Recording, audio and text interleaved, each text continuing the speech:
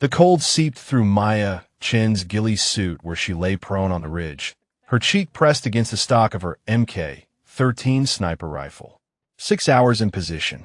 6 hours watching the Korangal Valley through her thermal scope while the stars faded and the first gray light of dawn crept over the mountains of eastern Afghanistan. 12 Rangers moved through the valley below, small heat signatures picking their way toward extraction. Her job was to keep them alive. Torres had made it clear that her job was also to stay out of the way. Senior Chief Torres's voice crackled through her earpiece with that familiar edge of dismissal. Overwatch 2, you have Sector 7. East Ridge, low priority. Keep your eyes open and your mouth shut. She keyed her mic. Copy, Senior Chief. Sector 7. The other snipers drew the primary routes, the choke points, the likely ambush corridors. She got the quiet sector, the go paths, the nothing. Fourth mission in a row. Torres had positioned her where she could do the least good, see the least action, prove the least about what she could do.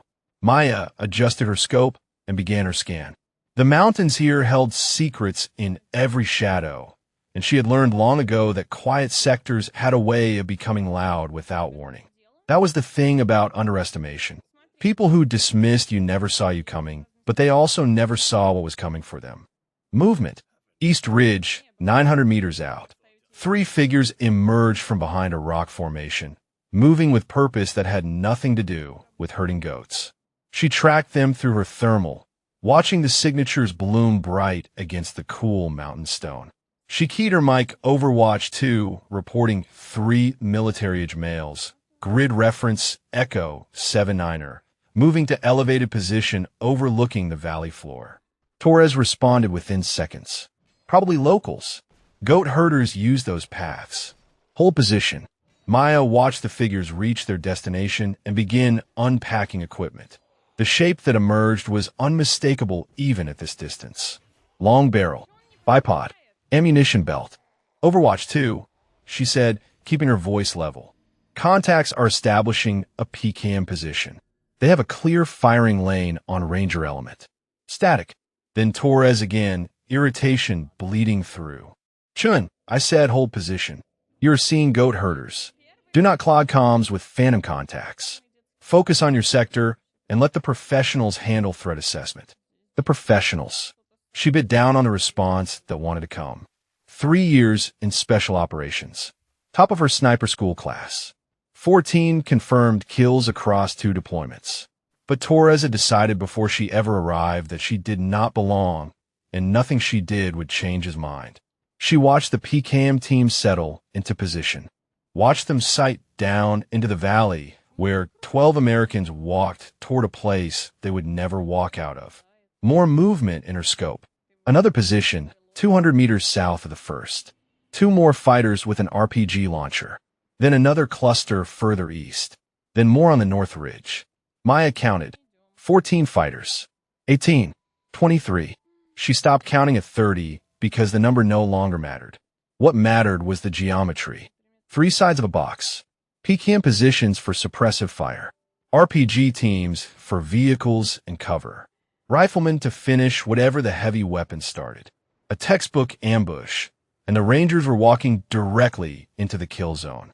Wherever you are watching this, maybe from your couch after a long shift or lying in bed unable to sleep, you know what it feels like when you see something terrible coming and no one will listen. That moment when you have to decide whether following orders matters more than doing what is right. Maya keyed her mic one more time. Overwatch 2 reporting coordinated enemy positions establishing on 3 sides of Ranger element. Count exceeds 30 fighters. Recommend immediate warning to ground element. Torres's response was ice. Chun, you are relieved of communications. 1 more transmission, and I will have you brought in for psychiatric evaluation. There are no enemy positions. There are goat herders. Now shut up and watch your sector. She turned her head slightly and looked at the valley floor where the Rangers moved in a loose patrol formation, completely unaware of what waited above them. 12 men, sons and brothers and husbands, walking toward death while she lay on a ridge with the skills to save them and orders that said she could not. The first PKM team, chamber round. The sound would not carry this far, but Maya could see the motion, the preparation, the coiling of violence about to spring. Minutes now, maybe less. She had a choice to make. Follow orders and watch Americans die, or disobey and face whatever consequences came. Torres would end her career. The Navy might prosecute her. Everything she had worked for could disappear in the space of a single trigger pull. Maya Chun settled her cheek against a rifle and began calculating windage for the PCAM position 982 meters away. Staff Sergeant Derek Holloway moved through the valley with the particular alertness that came from 5 deployments in country that wanted him dead. Dawn painted the ridgelines gold and purple, beautiful in a way that always felt like mockery when you were exposed and far from home. 12 Rangers in patrol formation behind him. Good men, trained men, men who trusted him to bring them home. The extraction point waited 3 clicks ahead, helicopters scheduled for 0530, and somewhere on the ridges above them SEAL snipers watched over their movement like guardian angels with long rifles. Holloway keyed his radio. Viper 6 to Overwatch. We are approaching Checkpoint Delta. Request status on our route. The response came from someone called Overwatch 1, a senior chief whose name Holloway did not know. Viper 6, Overwatch 1. Route is clear. Proceed to extraction. Clear. The word should have brought comfort. Instead, something in Holloway's gut twisted. The valley felt wrong. Too quiet. Too empty. The goats that usually dotted these hillsides were nowhere to be seen, and the locals who normally watched American patrol from their doorways had vanished. He was about to key his mic again when the world turned to fire. The PCAM opened up from the East Ridge first, that distinctive heavy chatter that every infantry soldier learned to fear. Holloway watched Private First Class Donovan spin and drop, red mist hanging in the morning air where his shoulder used to be intact. Then the North Ridge erupted, then the South, and Holloway understood with terrible clarity that they had walked into a kill zone. Cover, he screamed. Find cover now. But there was no cover. They stood in a natural bowl, a depression in the valley floor that offered nothing but loose rocks and scrub brush. The terrain that seemed like easy walking had been chosen specifically because it offered no protection. They were fish in a barrel, and the bullets came from everywhere. Specialist Reeves went down clutching his leg. Sergeant Webb took shrapnel from a rock that exploded 2 feet from his face. Holloway dragged both men toward a shallow depression that might stop pistol rounds but would do nothing against the heavy machine guns systematically working across their position. He keyed his radio with blood-slicked fingers. Overwatch, Overwatch, this is Viper 6. We are taking heavy fire from multiple positions. Request immediate support. We are pinned down and taking casualties. The voice that came back was calm in a way that made Holloway want to reach through the radio and strangle someone. Viper 6, Overwatch 1. We are assessing the situation. Hold your position. Hold position. Holloway almost laughed. They were dying, and command wanted them to hold position. We cannot hold, he shouted into the radio. I have men down. I have enemy on 3 sides. I need fire support now.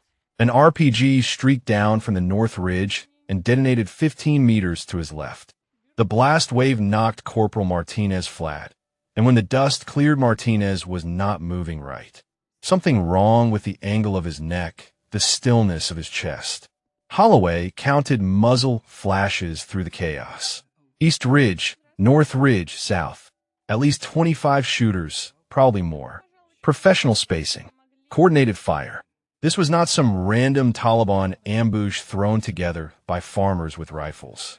This was a planned operation executed by people who knew exactly what they were doing.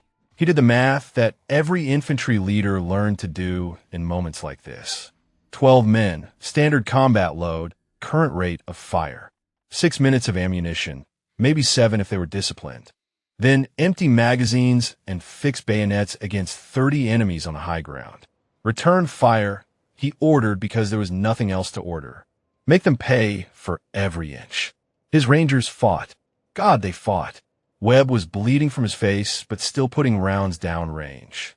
Specialist Torres, no relation to any SEAL, covered their eastern flank with controlled bursts that spoke to training holding firm under fire. Even the wounded crawled to positions where they could contribute. But it was not enough. It could never be enough. The geometry was impossible, the numbers overwhelming, and Holloway felt death closing around his patrol like a fist. Another ranger fell. Private Chun, fresh from ranger school, took a round through his hip that dropped him screaming. Holloway crawled toward him, tourniquet already in hand, when the PKM on the east ridge shifted its fire directly onto his position. Dirt erupted in a line walking toward him. Holloway pressed flat against the ground and made peace with whatever came next. He had led men into an ambush, and now they would all die here in this valley whose name he could not even pronounce. Then he heard it. A single rifle crack, distant and sharp, completely different from the cacophony of automatic fire. And the PKM that had been about to kill him went silent. Holloway lifted his head. The East Ridge position had stopped firing. He could see a figure slumped over the machine gun, motionless. Another crack. The RPG team on the North Ridge scattered as one of their number dropped. Another crack. Another. Someone was shooting from somewhere far away, and every shot found its mark. Holloway scanned the ridge lines desperately, trying to find the source, trying to understand who had joined the fight on their side. He saw nothing. No muzzle flash. No position. No indication of where their salvation was coming from. But the enemy saw nothing either, and they were starting to panic. Maya watched 12 Americans die through her scope. The ambush unfolded exactly as she had reported, exactly as Torres had dismissed. PKM positions opening up in sequence, RPG teams targeting any hint of cover, riflemen filling the gaps with disciplined fire. A coordinated slaughter executed against men who had trusted their overwatch to keep them safe. Through her thermal scope, she could see the Rangers trying to find cover that did not exist. She watched one fall, then another. She watched a sergeant drag wounded men toward a depression too shallow to protect them from anything. She watched muzzle flashes bloom across 3 ridge lines while the men below scrambled and bled and died. Her finger rested beside the trigger guard, 982 meters to the primary PKM position. She had the shot. She had a dozen shots. From her angle on the western ridge, the enemy positions that were invisible to the Rangers below stood exposed and vulnerable. She could end this. She keyed her mic Overwatch 2, requesting permission to engage enemy positions. I have clear shots on multiple targets. Torres came back instantly. Negative, Overwatch 2. Hold position. We are coordinating response. Coordinating response. She could hear the Rangers screaming over the tactical net, hear their patrol leader begging for support that was not coming. She could see another American fall in her scope, his heat signature dimming as blood left his body. Overwatch 2, I have immediate shots on the positions that are killing them. Request permission to engage. I said negative. Torres's voice carried an edge of fury now. Air support is inbound. Hold your position and maintain fire discipline, or I will have you court-martialed. Air support. Maya checked the mission brief in her mind. The nearest air asset was 40 minutes out. In 40 minutes, every ranger in that valley would be dead. Torres knew that. He had to know that. Unless he did not care. Unless letting them die was preferable to admitting she had been right. She watched another RPG streak down into the valley. Watched the explosion throw bodies and dirt into the air. Watched men she had sworn to protect get torn apart, while she lay on a ridge with a rifle that could save them and orders that said she could not. Maya Chun had joined the Navy to protect American lives. She had endured the doubt and the dismissal and the constant need to prove herself because she believed the mission mattered more than the prejudice. She had followed orders even when those orders came from men who would never see her as an equal. But she could not follow this order, not with 12 men dying below her, not when she had the power to stop it. She keyed her mic one final time. Overwatch 2 engaging targets in Sector 7. Torres's response was immediate and volcanic. Chun, you are ordered to stand down. Do not engage. I repeat, do not. She turned off her radio. The silence that followed was absolute. No more voices in her ear. No more orders. Just Maya and her rifle and the enemy positions that needed to die. She settled her breathing, checked her windage calculation.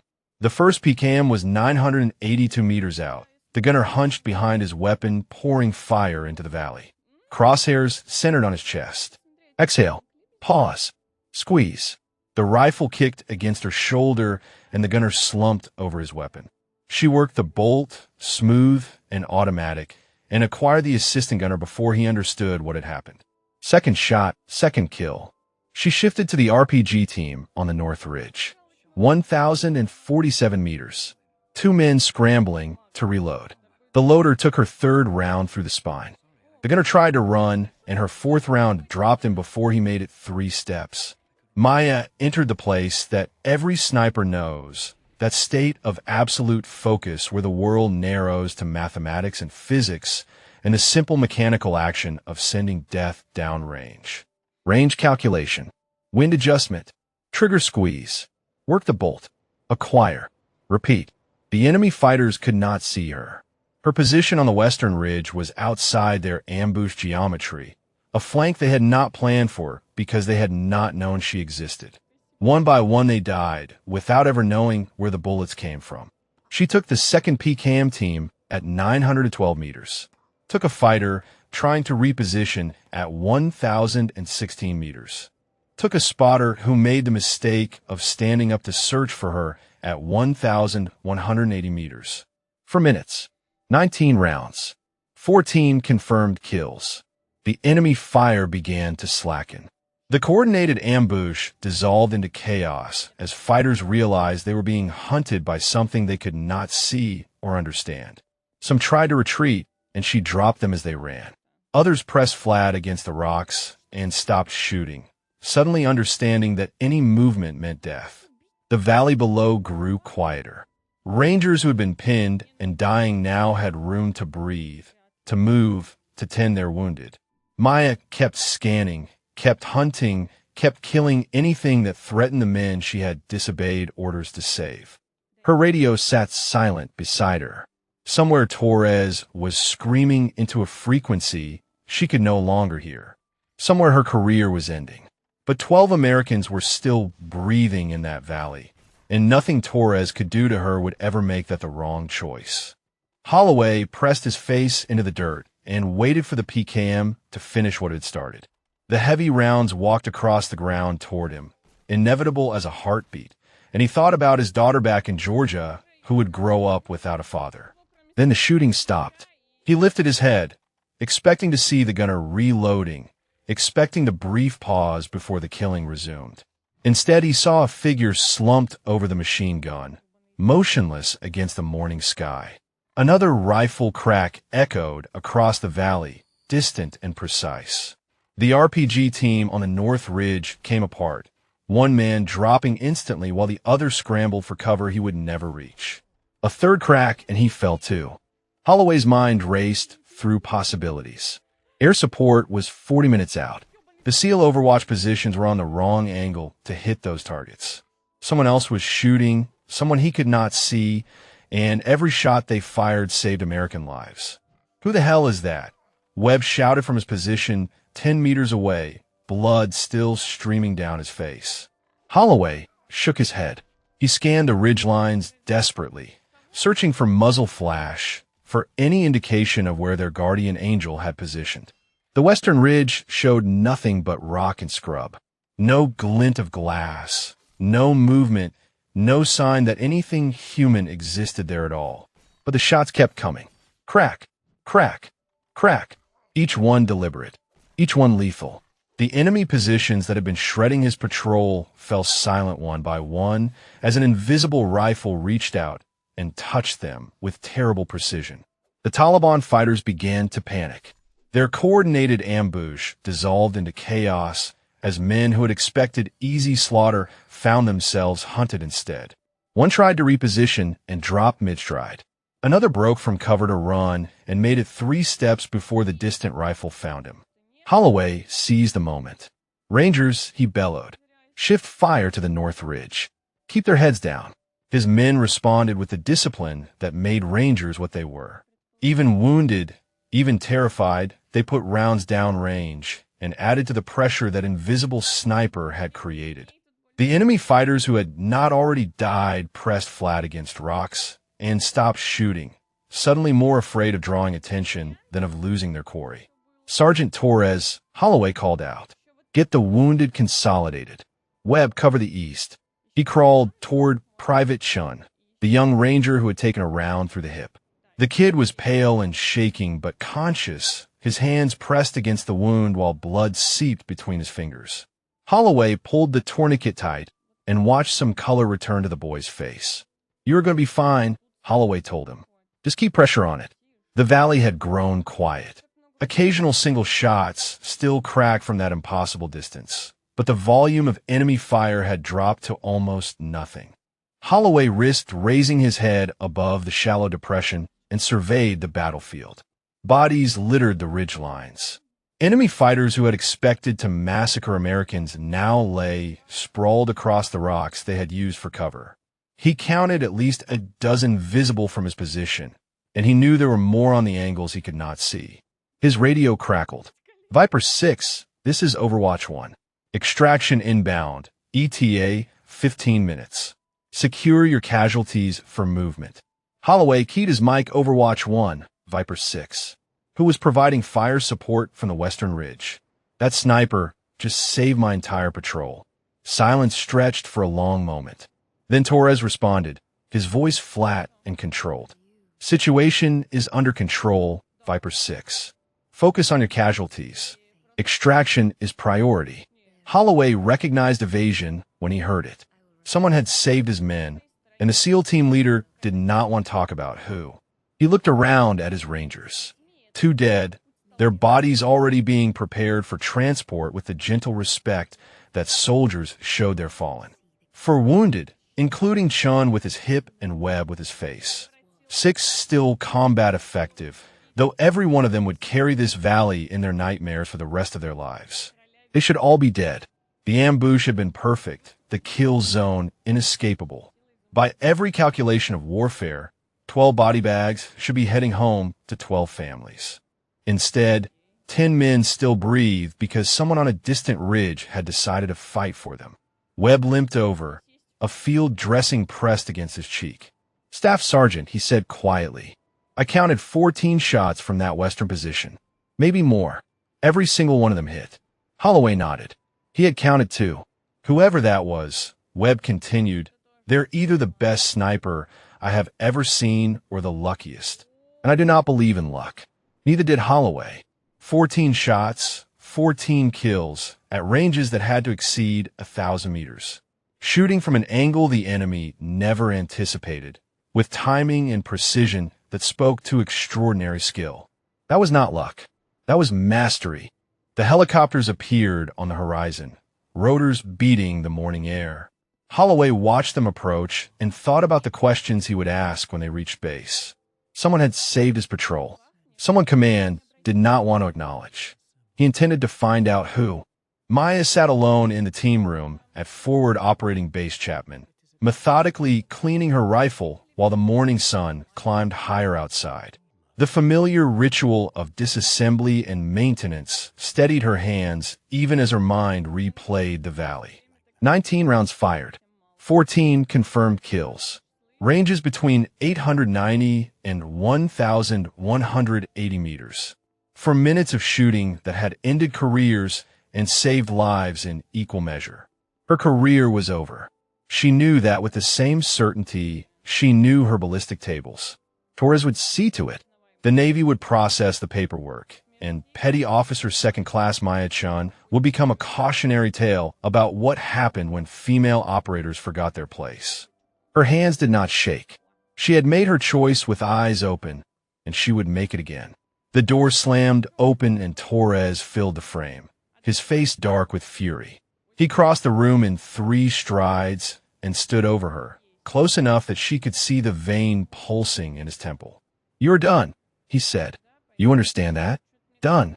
I am recommending your immediate removal from this unit and court-martial for insubordination." Maya continued cleaning her rifle. The bolt carrier needed attention after 19 rounds in rapid succession. Did you hear me, Chun? Torres's voice rose. You disobeyed a direct order. You compromised our position. You endangered this entire team with your reckless, undisciplined behavior. She looked up at him then, her expression calm. 12 Rangers were dying, Senior Chief. Air support was 40 minutes out. I had clear shots on the positions that were killing them. I took those shots.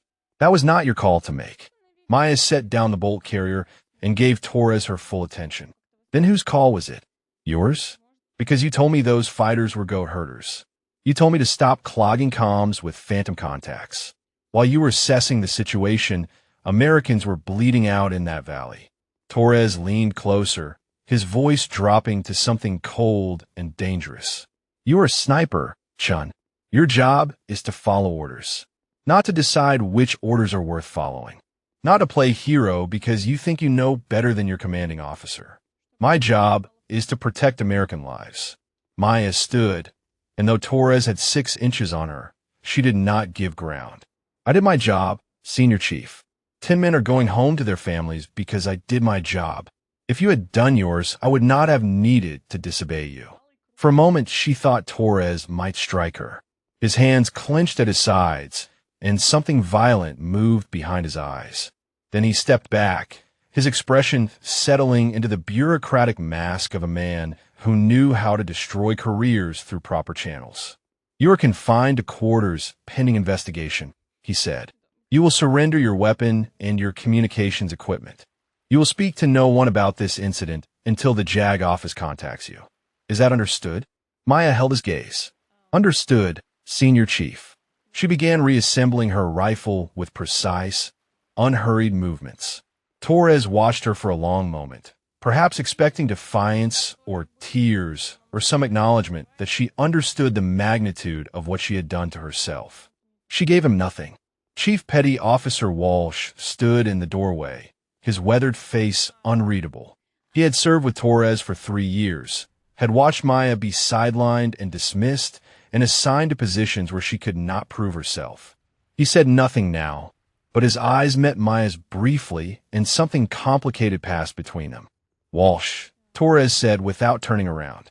Escort Petty Officer Chun to her quarters. Make sure she stays there. Aye, Senior Chief. Maya finished assembling her rifle and handed it to Torres' grip first. He took it without acknowledgement and turned away, already pulling out his phone to begin whatever calls would seal her fate. She followed Walsh toward the door, then paused at the window. Outside, a helicopter was landing on the medical pad, its rotors kicking up dust as medics rushed toward it with stretchers. The wounded Rangers were arriving. She watched them unload a man with bandages wrapped around his face, another with his leg, immobilized, a third being carried because he could not walk. Behind them came 2 stretchers bearing black bags, the fallen who would make their final journey home under folded flags. 2 dead. It should have been 12. It should have been all of them. Chun, Walsh said quietly. We need to go. She turned from the window and walked with him toward her quarters, toward the silence and waiting that would fill her days until the investigation decided her future. Behind her, the wounded Rangers disappeared into the medical facility, alive because she had chosen saving them over saving herself. Walsh walked beside her, without speaking until they reached her door. Then he paused, his hand on the frame, and said something so quiet she almost missed it. For what it is worth, he said, I would have taken those shots too. Then he was gone, and Maya was alone with the knowledge that at least one person understood. It was not much, but it was something. Lieutenant Commander Patricia Vance had investigated enough incidents to recognize when a report was hiding something. The after-action summary from the Karengal Valley ambush read like every other AR she had processed in her 18 months with JSOC, full of military precision and careful language, and absolutely nothing that explained how 12 Rangers had survived an unsurvivable situation. She spread the documents across her desk epigram and began reading again from the beginning. Ranger Patrol ambushed by enemy forces numbering approximately 30. 2 Kia for WIA. Enemy neutralized by coordinated overwatch fire. Extraction successful. Coordinated overwatch fire. The phrase appeared 3 times in Torres's report, always without specifics. No mention of which sniper positions engaged. No shot counts. No rangis. No explanation of how a SEAL sniper team had neutralized 30 entrenched fighters quickly enough to save 10 lives. Vance pulled the personnel files for the SEAL element. For operators, including Torres himself. She scanned the sniper qualifications and stopped on the 4th file. Petty Officer 2nd Class Maya Chun. Distinguished Marksman qualification. Top of her class at sniper school. 14 confirmed kills across 2 previous deployments. Commendations from 3 different commanding officers praising her precision and judgment under fire. Then she read Torres's evaluation of Chun from 2 weeks before the ambush. Adequate technical skills, but questionable judgment in high-pressure situations. Recommend continued observation before advancement. The disconnect was stark enough to make Vance sit back in her chair. Either 3 previous commanders had been wrong about Chun, or Torres was lying. She scheduled interviews for the following morning. Torres arrived first, his uniform pressed, and his bearing confident. He sat across from Vance with the easy assurance of a man who had navigated investigations before. Walk me through the engagement, Senior Chief. Torres obliged with practiced fluency. The ambush initiated at 0447. His team assessed the situation and coordinated response. Chun discharged her weapon without authorization, potentially compromising their position. The enemy was neutralized through combined efforts. Vance made notes. How many rounds did Chun fire? Torres paused, almost imperceptibly. Approximately 20. She was disciplined afterward for the unauthorized engagement. And how many of those rounds found their targets? Another pause. I would have to check the detailed logs. Vance nodded and moved on, but she had learned what she needed. Torres did not know how many kills Chun had scored because he did not want to know. Acknowledging her effectiveness would undermine the narrative he was building. Chun arrived for her interview an hour later. She wore her uniform without decoration, her expression composed, and her hands still at her sides. She sat where Torres had sat and waited. Petty Officer Chun, Vance began. Tell me about the morning of the ambush. What followed was unlike any debrief Vance had conducted. Chun spoke with clinical precision, providing exact ranges for each shot. 982 meters for the first PCAM position. 1,047 for the RPG team. She described windage adjustments, firing cadence, target prioritization. She recounted 19 rounds and 14 confirmed kills without a trace of boasting or apology. This was not the account of someone who had panicked. This was the methodical reconstruction of a professional executing her craft at the highest level. You disobeyed a direct order, Vance said. Yes, Commander. Why? Chun met her eyes without flinching. Because 12 Americans were dying and I could stop it. Senior Chief Torres denied my contact reports and refused engagement authorization. Air support was 40 minutes out. I made a judgment call. And if you were wrong, if you had compromised your team's position, then I would have been wrong. Chen's voice remained level. But I was not wrong. I reported the ambush setup accurately. I requested permission appropriately. When that permission was denied and men started dying, I did what I trained to do. Vance dismissed her and spent the next 3 hours with the communications logs. The transcripts confirmed everything Chun had claimed. 3 separate contact reports dismissed by Torres as go-herders. 2 requests for engagement authorization denied. Then Chen's final transmission announcing she was engaging, followed by Torres's furious orders to stand down, followed by silence when Chun turned off her radio. The timeline painted a damning picture. Chun had identified the threat. Torres had dismissed her. Americans had died because of that dismissal. Chun had disobeyed orders to save the survivors, and now Torres was trying to court-martial her for it. Vance closed the file and stared at the wall of her office. Something larger was happening here, something beyond a single firefight and a single act of insubordination. Torres's evaluation of Chun contradicted every other assessment in her file. His dismissal of her contact reports had nearly cost 12 lives. His response to her saving those lives was to recommend her removal. This was not about discipline or protocol. This was about something else entirely. She pulled up Torres' service record and began searching for the names of every female operator who had ever served under his command. The records arrived on Vance's desk 2 days later, and what they contained turned a single incident into something far larger. 3 female operators had served under Senior Chief Wilson Torres in the past 4 years. 3 women who had entered his command with exemplary records and left diminished, transferred, or gone from special operations entirely. Vance spread their files across her desk and began making phone calls. Hospital Corpsman Second Class Jennifer Reyes answered on the 3rd ring. She now served at a naval hospital in San Diego, far from the special operations world she had trained for. When Vance identified herself and mentioned Torres's name, the silence on the line stretched long enough that Vance thought the connection had dropped. "I requested transfer after 6 months," Reyes finally said.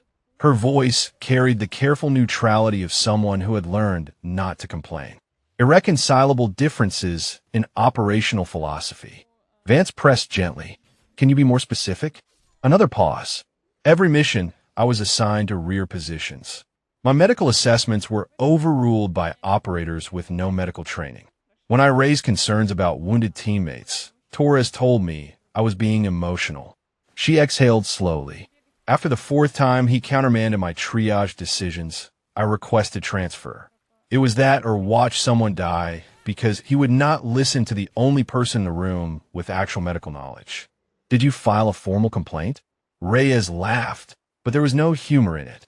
"Against a senior chief with 18 years and a chest full of ribbons? I just wanted out, Commander. I just wanted to go somewhere my training actually mattered." Vance documented the call and moved to the second file. Intelligence Specialist First Class Tanya Morris had received a negative evaluation despite contributing analysis that led to 3 successful operations. She now worked a desk job at CENTCOM, her special operations career effectively over. Morris was more direct than Reyes. "He never let me brief my own intelligence," she said.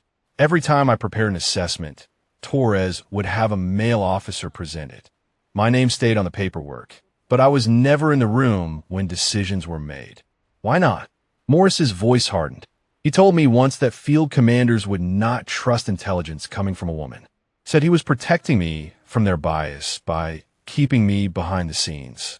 Like I needed his protection instead of the opportunity one had earned." The 3rd call was the hardest to make.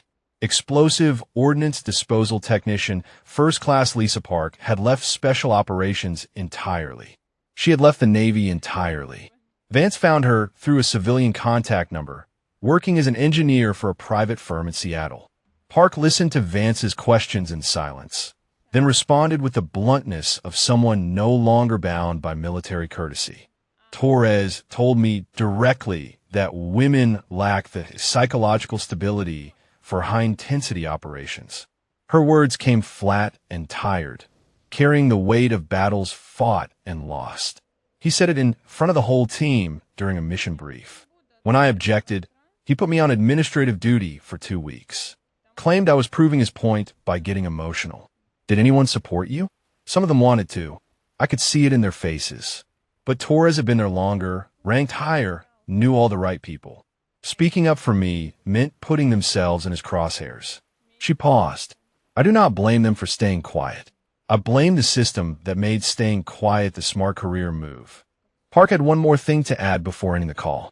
"If you are investigating him because of another woman, Commander, then do not let him bury this one too. For is enough. For is too many."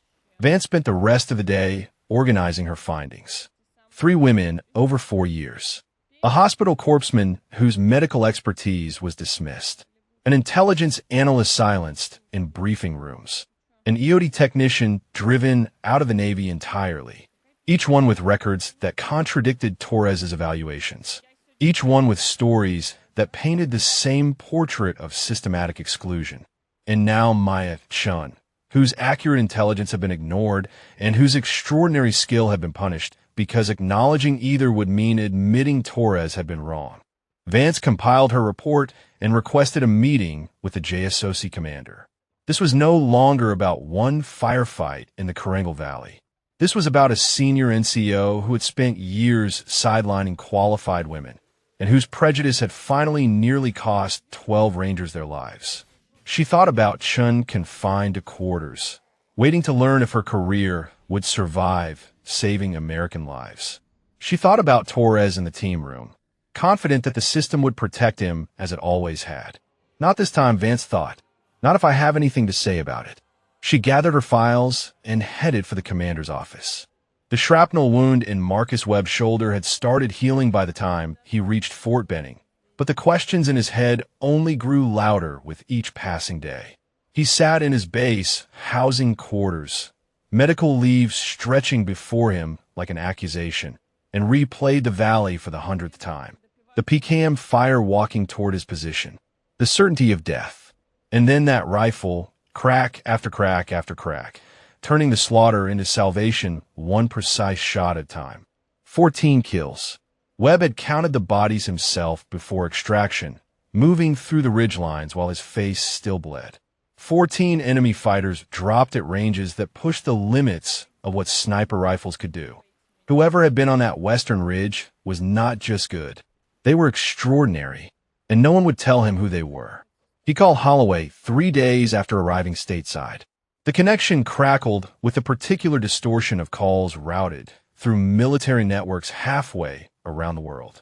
Staff Sergeant, Webb said, I need to know who was shooting that day. Holloway's voice came back tired and frustrated. I have been asking the same question, Webb. The official report credits SEAL Overwatch support. No individual operator named. No details. It is like someone wants to bury the story. That does not make sense. 14 kills at distance, saves our entire patrol, and nobody gets credit? Holloway was quiet for a moment. I talked to a buddy in the TOC. He said there is an investigation ongoing. Something about unauthorized engagement. A female sniper is involved. Webb processed that. A woman. A woman had saved his life, had saved all of them, with shooting that would have impressed any operator in any special operations unit in the world. And now there was an investigation, which meant someone was trying to turn her heroism into a crime. What is her name? Webb asked. Holloway did not have it. But he had contacts, and Webb had contacts, and between them they began pulling threads. The network that connected special operations veterans was informal but extensive. Webb called a sergeant major he had served with in Syria. That sergeant major called a chief at DevGru. The chief called a friend at Bagram who owed him a favor. For days later, Webb had a name. Petty Officer Second Class Maya Chun. SEAL sniper attached to a Joint Operations Task Force. Currently confined to quarters pending investigation for insubordination. Insubordination. The word burned in Webb's throat. She had disobeyed orders to save 12 lives, and they were calling it insubordination. He dug deeper.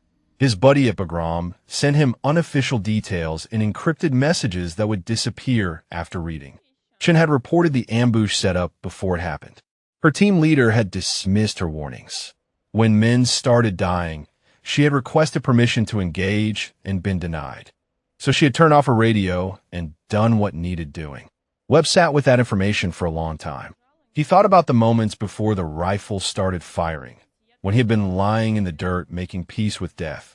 He thought about his wife and his 2 daughters and a lifetime of moments he would have missed if Chun had followed orders.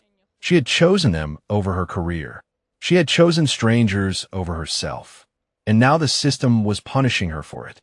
He reached out to the other survivors. Specialist Torres responded within hours, his message short and angry. I heard about the investigation. This is wrong, Sergeant. What do we do? Private Chun, no relation to their savior, was still recovering from his hip wound at Walter Reed. Even medicated and half-coherent, his response was clear. She saved my life. Whatever you are planning, I am in. Corporal Martinez had not survived the valley, but his brother served at Fort Bragg. When Webb explained what had happened, the brother's voice went cold with purpose. Tell me what you need. The network grew. Survivors and their families. Soldiers who heard the story and recognized the injustice. Rangers who understood that what happened in that valley was not insubordination, but exactly the kind of decisive action that separated the exceptional from the ordinary. Webb coordinated through secure channels, gathering names and statements and contact information. 10 men owed Maya Chun their lives. 10 families would have buried their sons and brothers and husbands if she had followed orders. That debt meant something. That debt demanded action. He drafted a letter to the JSOC commander, then rewrote it again. The words had to be precise. They had to convey the reality of what had happened without crossing lines that would undermine their credibility. Staff Sergeant Holloway called from Afghanistan with news. "There is an investigator," he said. "Lieutenant Commander Vance. Word is she is looking at the SEAL team leader, not just Chun. Something about a pattern." A pattern. Webb did not know what that meant, but he recognized momentum when he heard it. The story was growing beyond what anyone could bury. He looked at the Ranger tab on his desk, the symbol of everything he had earned and everything he had almost lost. Maya Chun was not a Ranger. She would never wear that tab, but she had earned something that mattered more. Webb picked up his phone and started making calls. Their guardian angel was fighting for her career. It was time for the men she had saved to fight for her. Senior Chief Wilson Torres had walked into Commander's offices dozens of times across 18 years of service. He knew how these meetings worked. The brass needed someone to sign off on paperwork, needed a senior NCO to confirm the official story, needed the machinery of accountability to grind through its motions before everyone moved on. This meeting would be no different. Chun had disobeyed orders. The facts supported disciplinary action. Torres would provide his statement. The commander would nod gravely, and another female operator would learn that special operations had no room for those who could not follow the chain of command. He straightened his uniform and pushed through the door. The configuration of the room stopped him 2 steps inside. Colonel Marcus Bradley sat behind his desk, but he was not alone. Lieutenant Commander Vance occupied a chair to his left, a thick folder open in her lap. To the right sat a JAG Officer Torres did not recognize, her collar insignia marking her as a commander. 3 sets of eyes fixed on him with expressions that carried nothing of the routine he had expected. Senior Chief Torres. Colonel Bradley's voice was flat. "Have a seat." Torres sat. The chair felt harder than it should have. "Lieutenant Commander Vance has been conducting an investigation into the Korengal Valley incident." Bradley gestured toward her. "She has findings she would like to discuss with you." Vance opened her folder with the deliberate care of someone who had organized her ammunition precisely. She did not look at Torres as she began speaking.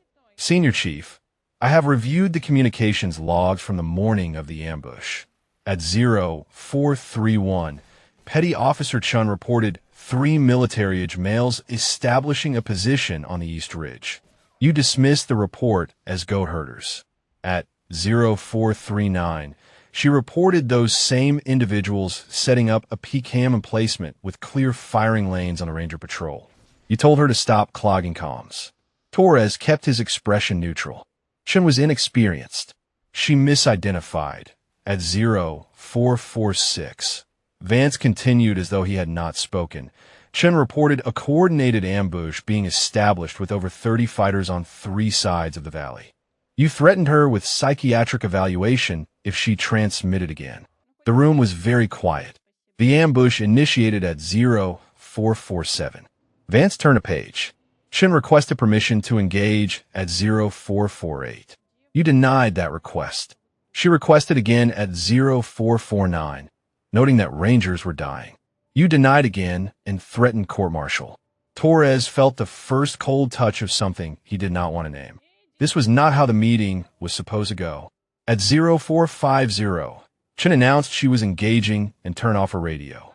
Over the next 4 minutes, she fired 19 rounds and scored 14 confirmed kills at ranges between 890 and 1,180 meters. Her actions directly saved the lives of 10 American service members. Vance closed that folder and opened another. I have also reviewed your service record, Senior Chief. Specifically, I have spoken with 3 female operators who previously served under your command. The cold spread through Torres's chest. Hospital Corpsman Reyes, whose medical expertise you repeatedly overruled. Intelligence Specialist Morris, whom you never allowed to brief her own analysis. Yodi Technician Park, whom you told directly that women lack the psychological stability for high-intensity operations. Torres found his voice. Those are personnel matters. Private disagreements between 3 women in 4 years. Vance's tone did not change, but something harder moved beneath it.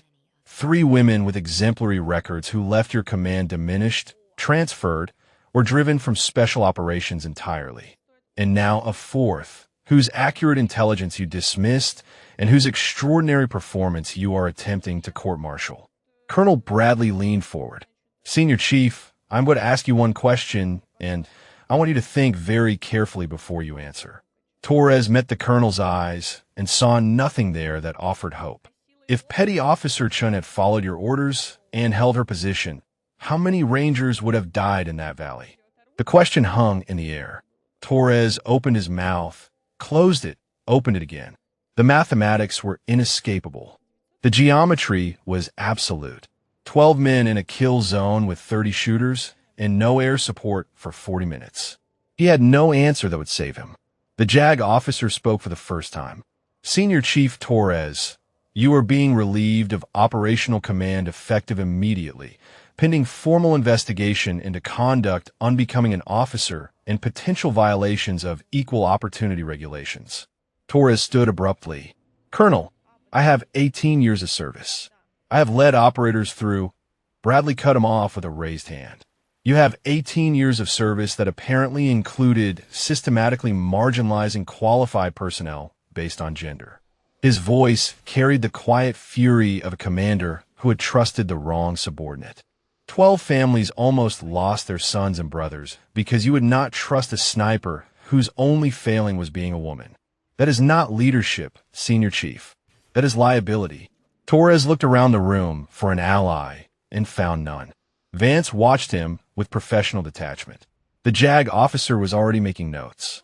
Bradley's expression held nothing but contempt. 18 years. 18 years of deployments and firefights, and the unshakable conviction that he understood what special operations required. 18 years ending in a room where 3 women he barely remembered had reached out from the past to destroy him. And 1 woman he had dismissed as inadequate had become the instrument of his downfall. You are dismissed, Senior Chief. Bradley turned back to his paperwork. Someone will escort you to collect your personal effects. Torres walked out of the office on legs that did not feel entirely his own. The corridor stretched before him, familiar and suddenly foreign, the path to a future he no longer controlled.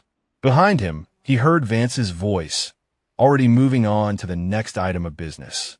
Now, Colonel, about Petty Officer Chen's commendation. 12 days in quarters had given Maya Chen plenty of time to think about the shape her life might take after the Navy decided her fate.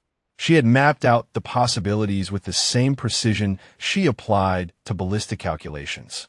Best case, a letter of reprimand and reassignment to a unit where she would never hold a rifle again. Worst case, court-martial, discharge, and the end of everything she had built since the day she raised her hand and swore an oath. The middle ground held variations she tried not to dwell on. The knock on her door came at 1400, and she expected another routine check from the duty officer. Instead, Chief Petty Officer Walsh stood in the corridor with an expression she could not read. You have visitors, he said. Dayroom. I would clean up if I were you. Visitors. The word carried no meaning she could parse. Her family was in California. Her friends from the teams would not risk association with someone under investigation. She had no idea who would travel to Bagram to see a petty officer confined to quarters. She straightened her uniform and walked to the dayroom. 2 men stood near the window, silhouettes against the afternoon light. Both wore Army combat uniforms. Both turned when she entered. One had a fresh scar running down his cheek. The other held himself with the careful posture of someone protecting a healing wound. Maya stopped 3 steps inside the door. The man with the scar spoke first. Petty Officer Chun? Yes. He crossed the room toward her, as she recognized him, then from the thermal images she had studied in her scope. Sergeant First Class Webb.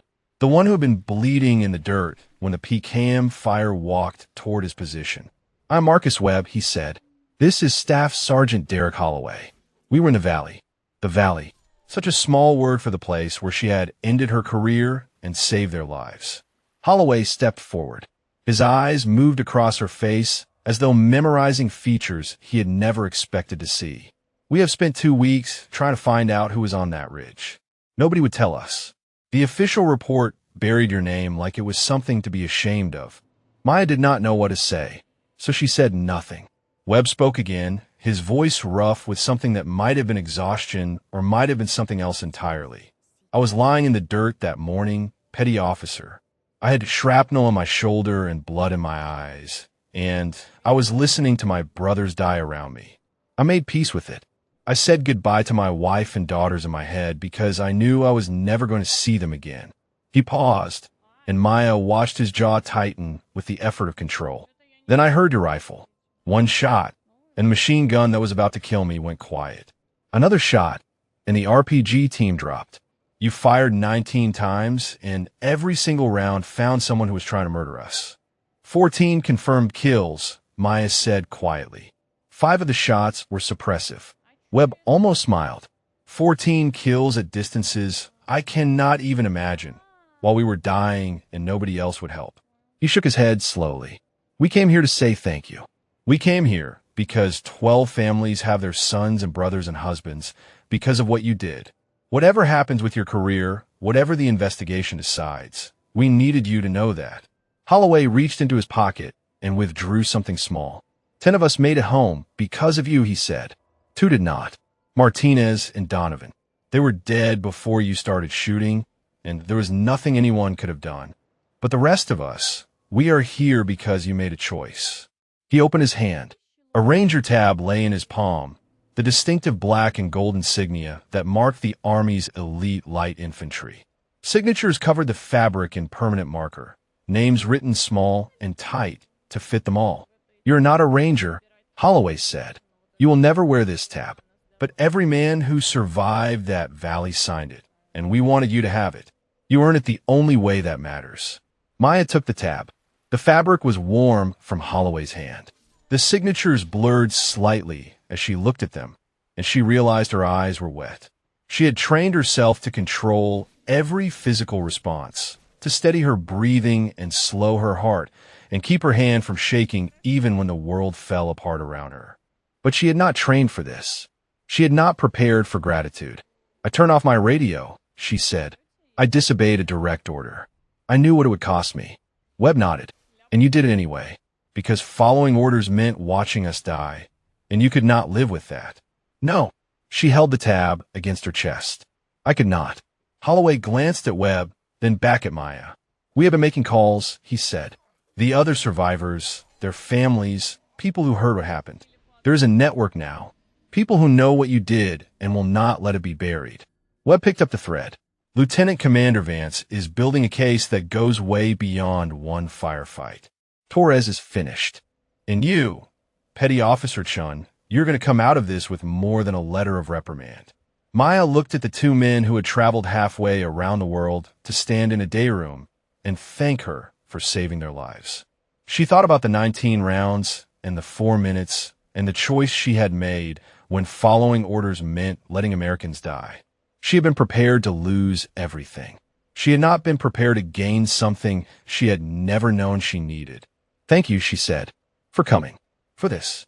She held up the tab. "I do not know what else to say." Webb extended his hand, and she shook it. "You do not have to say anything," he told her. "Just know that you are not alone in this. Not anymore." The ceremony took place in a conference room at Bagram, far from the parade grounds and public spectacle that usually accompanied such recognitions. Operational security demanded discretion. The work Maya Chun did could not be celebrated in places where cameras might capture faces or names that needed to remain in shadow. But the audience that gathered in that small room carried more weight than any public assembly could have offered. Colonel Bradley stood at the front, the citation folder open in his hands. Lieutenant Commander Vance occupied a seat near the wall, her investigation complete and her recommendations accepted. The surviving members of the Ranger Patrol filled one side of the room, Webb and Holloway in front, the others arranged behind them in two neat rows. Chief Petty Officer Walsh stood with the SEAL team members who had served alongside Maya, his expression carrying something that looked like unfinished business. Maya stood at attention in her dress uniform, the fabric pressed sharp and her ribbons aligned with precision. She had not expected to wear this uniform again. She had expected a courtroom and a discharge and the quiet end of everything she had built. The citation began with the dry language of military documentation, but the words painted a picture that needed no embellishment. Petty Officer Second Class Maya Chen distinguished herself through extraordinary heroism on October 15th during combat operations in Korengal Valley, Afghanistan. When a friendly patrol came under devastating ambush by numerically superior enemy forces, Petty Officer Chen demonstrated exceptional tactical judgment and unparalleled marksmanship under extreme pressure. Colonel Bradley's voice carried through the room, measured and deliberate. Despite initial denial of her contact reports and subsequent denial of engagement authorization, Petty Officer Chen recognized that immediate action was necessary to prevent the annihilation of 12 American service members.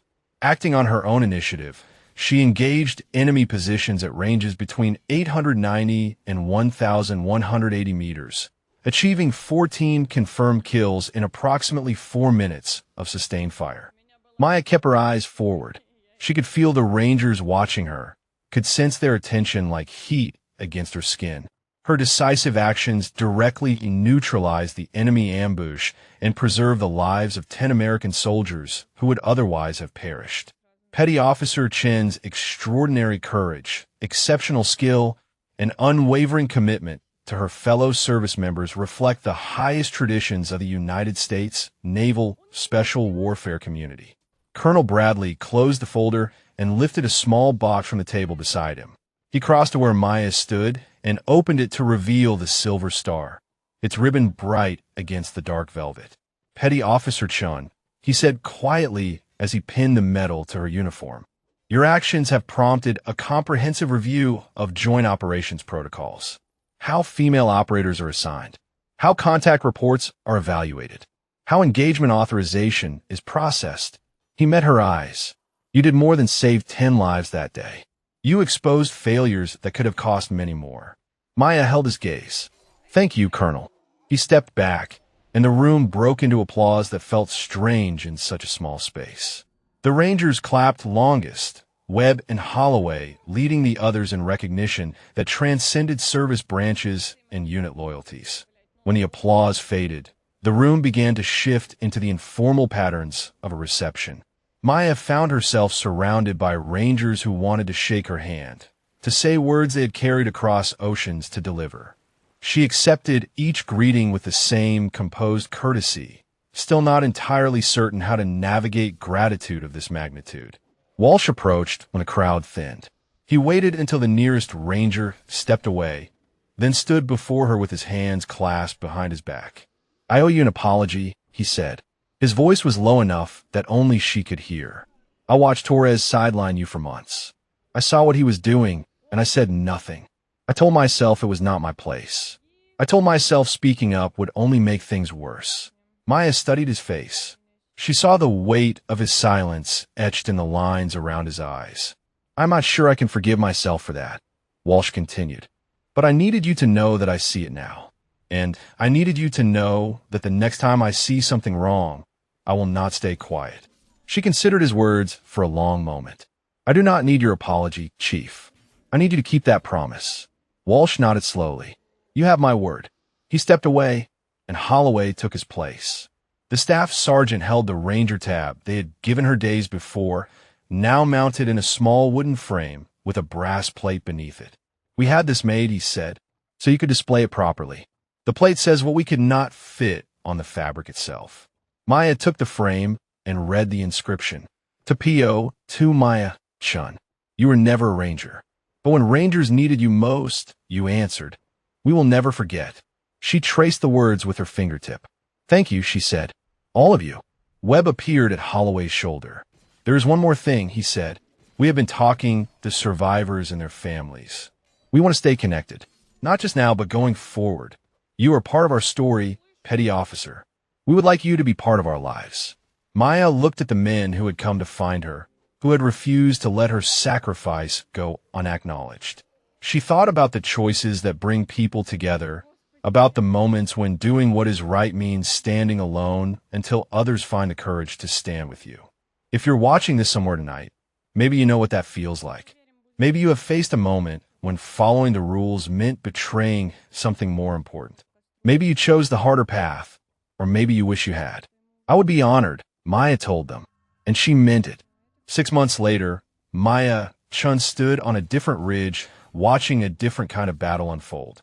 The sniper range at Camp Pendleton stretched before her, targets positioned at intervals from 400 to 1,200 meters. Her students lay prone along the firing line, a mix of SEALs and Marines and Rangers that would have been unthinkable a year ago. The new Joint Operations Initiative required integrated training, and Maya had been selected to help build it. She walked the line with her hands clasped behind her back, observing breathing patterns and trigger discipline and the small adjustments that separated adequate shooters from exceptional ones. A young Marine Corps Lance Corporal caught her attention, a woman named Vasquez who had qualified for sniper school against considerable resistance from her chain of command. Vasquez fired. 800 meters downrange, the target registered a hit 2 inches left of center. You are anticipating the recoil, Maya said. She knelt beside the Lance Corporal and pointed at her shoulder. You tense here just before the shot breaks. Trust the rifle. Trust your training. The bullet will go where you tell it. Vasquez nodded and settled back into position. Her next shot struck center mass. Maya moved on, but she allowed herself a small moment of satisfaction. Vasquez would face the same doubts and dismissals that Maya had faced. She would encounter men who questioned whether she belonged. But she would also have something Maya had lacked. Proof that women could excel in this world, visible and undeniable proof wearing instructor credentials and a silver star. The training session ended at 1600. Maya dismissed her students and watched them gather their equipment with the easy camaraderie that developed among people who shared difficult work. The integration was not perfect. Old prejudices did not vanish because someone wrote new protocols, but it was better than before, and better was the direction that mattered. Lieutenant Commander Vance found her in the instructor office an hour later. Vance had transferred to Special Operations Oversight after the investigation concluded, her work on the Torres case earning her a reputation as someone who would pursue the truth regardless of where it led. She settled into the chair across from Maya's desk and set down 2 cups of coffee. I have news, she said. Torres pled guilty yesterday. Conduct unbecoming. He will be reduced in rank and administratively separated. Maya accepted the coffee and considered the information. 18 years of service ending in a plea deal and a quiet exit. It was less than Torres deserved, but it was more than the system usually delivered. What about the others? She asked. The women he pushed out. Vance nodded slowly. Reyes has been offered reinstatement to a Special Operations Medical Unit if she wants it. Morris is being considered for an intelligence position at JSOC. Park declined to return, but her record has been amended to reflect what actually happened under Torres's command. 3 women whose careers have been damaged by one man's prejudice. 3 women who now had the choice to rebuild what had been taken from them. It was not justice, not entirely, but it was acknowledgement, and acknowledgement was where healing began. 6 other units have implemented the new evaluation protocols, Vance continued. Contact reports now require documented responses. Engagement authorization denials get automatic review. She smiled slightly. Your 19 rounds changed more than one firefight, Petty Officer. Maya thought about the valley. She thought about it often, usually in the quiet hours before sleep when her mind replayed the ranges and the windage and the faces she had never seen clearly but would never forget. 14 men who had died by her hand. 10 men who had lived because of it. She did not regret the kills. She did not celebrate them either.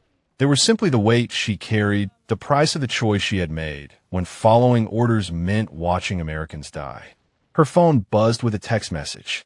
She glanced at the screen and felt something warm move through her chest. Webb.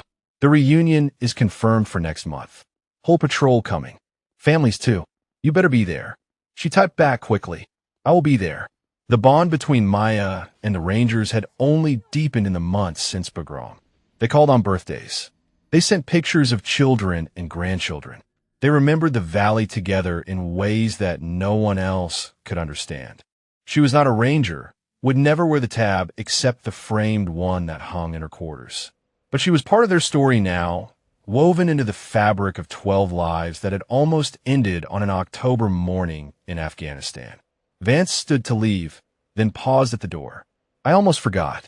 She reached in her folder and withdrew an envelope. This came through channels. Apparently someone thought you should have it. Maya opened the envelope and found a photograph. The Karangal Valley, shot from the western ridge where she had lain that morning. Someone had marked her position with a small red dot, had drawn lines to each of the enemy positions she had engaged. 14 lines radiating outward like spokes from a wheel, each one ending where a fighter had fallen. On the back, a handwritten note in unfamiliar script. To the guardian angel we never saw. From all of us who came home. She did not know who had sent it. One of the Rangers, perhaps, or someone from the investigation team, or a stranger who had heard the story and wanted her to know it mattered. The source did not matter. What mattered was the truth the image represented. Maya pinned the photograph to her wall beside the framed Ranger tab. Then she picked up her rifle and headed back to the range, because the skills that saved lives needed to stay sharp. There would always be another ridge, another valley, another moment when someone had to make the choice between following orders and doing what was right. When that moment came, she intended to be ready.